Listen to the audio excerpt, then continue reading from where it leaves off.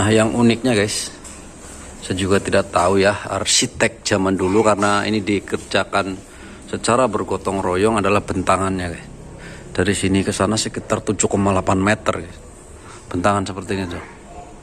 Sebanyak 3 biji, 1, 2, 3 di situ. Itu bentang tanpa tiang.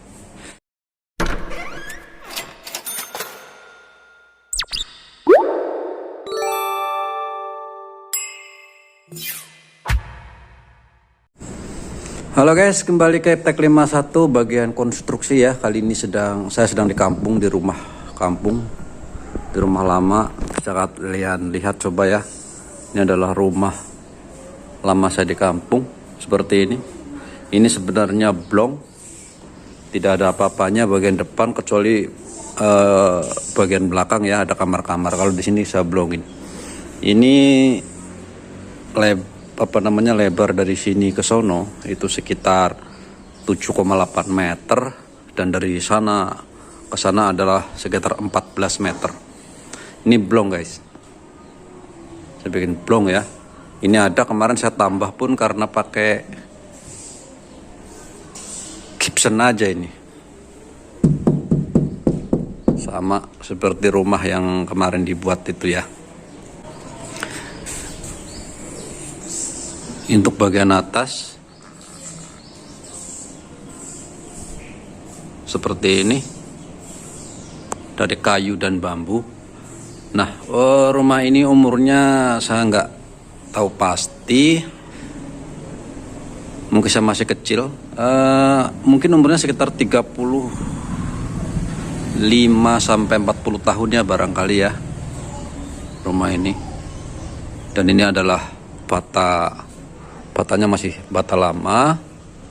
Untuk batanya, dindingnya, nah ketinggian itu sekitar, kalau tinggi plafon 4 meter, kalau tinggi sampai gunung-gunung itu sekitar 7 meteran. Ini guys, ini menggunakan genteng sebanyak 7.000 buah, 70 biji seperti ini. Kemudian tegelnya juga tegel zaman dulu, masih asli seperti ini, tidak dirubah, tetap asli. Rumah ini ada 2 kali rumah ini, dengan di belakang sini, cuman di belakang jadikan kamar-kamar. Nah, yang uniknya guys, saya juga tidak tahu ya arsitek zaman dulu, karena ini dikerjakan secara bergotong royong adalah bentangannya guys. Dari sini ke sana sekitar 7,8 meter guys. Bentangan seperti ini tuh. Sebanyak 3 biji, 1, 2, 3 di situ. Itu bentang tanpa tiang. Jadi benar-benar tenaganya adalah di kayu gunung-gunung ini guys, seperti itu konstruksinya. Ini orang lama guys, bukan orang modern ya. Seperti ini. Nah, saya kebetulan hanya merubah berapa ya?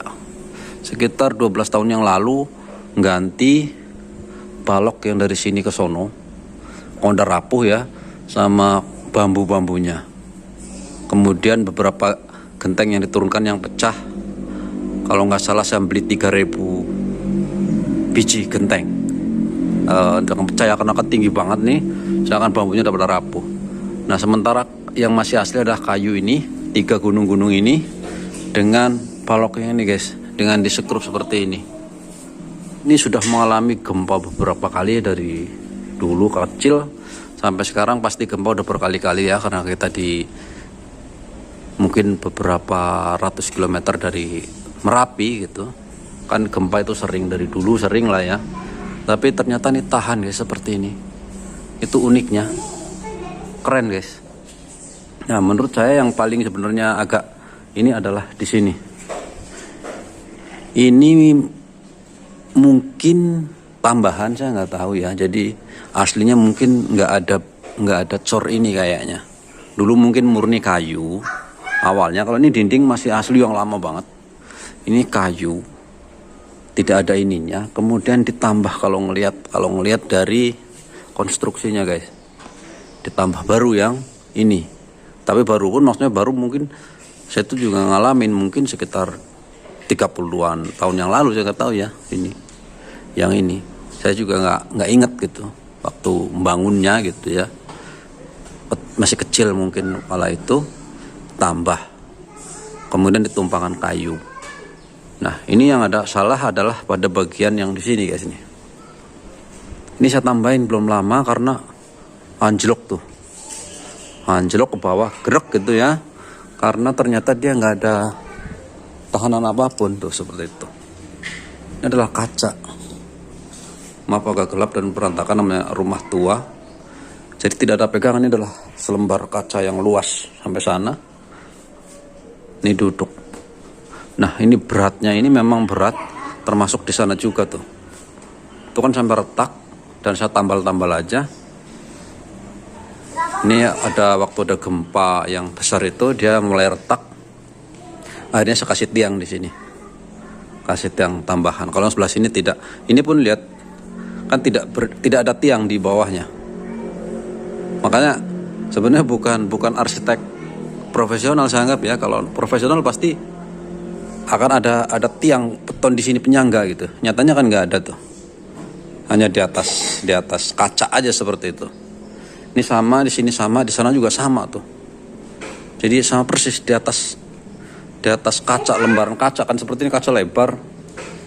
Jadi cuma numpang aja di itu tuh. Yang agak solid di sana ya, tapi tetap bukan sebuah tiang gitu. Makanya ini uniknya orang zaman dulu, tapi itu kekuatannya guys, keren. Bisa sampai puluhan tahun. Itu hebatnya. Nah, kekuatannya memang mungkin di rangka-rangka yang kayu-kayu ini ya, yang melintang-lintang ini. Disinilah ternyata tenaga bahwa dia bisa numpu genteng mungkin sekitar 7.000 biji dengan beberapa seperti ini ya. Walaupun ini kayu dan bambu yang secara hitung-hitungan mungkin lebih ringan, tetapi lihat bentangannya masalahnya ya. Biar bagaimana itu tetap berat gitu. Dan juga dia tidak berdiri di atas tiang beton seperti yang saya buat ini kan. Tambahan pasti ya umumnya orang zaman sekarang, saya nyuruh tukang ya pasti dikasih tiang cor, ditanam 1,5 meter gitu ya. Kalau kita sudah umur saya yang kebetulan meneruskan gitu ya. Kalau yang lama kan enggak seperti itu. Ya guys, ini hanya kisah yang unik aja bahwa ternyata ya begini gitu ya. Nggak tahu siapa dulu arsiteknya dan gimana, tapi menurut saya konstruksi ini keren, kuat. Dulu waktu ada plafonnya kan kita nggak pernah ngeliat gitu kan, karena udah tua, plafonnya dibuang saja gitu. Jadi kan kelihatan seperti ini, terbuka dulu. Nah, ini untuk bangunan yang belakang ya, sebenarnya besarnya sama, ya lebih besar kali ya, saya nggak ada meteran. Ini masih lama, masih ada plafonnya, tapi ya sama juga yang dibongkar di atas, yang dibongkar ke sana tuh agak serem. Saya dulu juga agak gimana gitu ya, tempat kampung seperti ini, tapi luas. Nah ini adalah plafon asbes tipe lama seperti ini, belum dibongkar nih. Jangan pernah bongkar atasnya iya, tapi ini, nah ini banyak berdiri di dinding. Jadi saya ya biasa aja juga ya. Kalau yang sebelah luar karena dia nggak ada tiang gitu, yang paling keren. Kalau ini kan kamar semua. Lebarnya sama tetapi ke belakangnya lebih panjang guys, ke sana. Kayaknya sekitar 12 meter ke belakang sana. Tapi berdiri di dinding.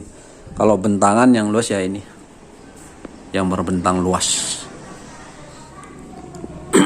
Nah, kita lihat bagian luar ya.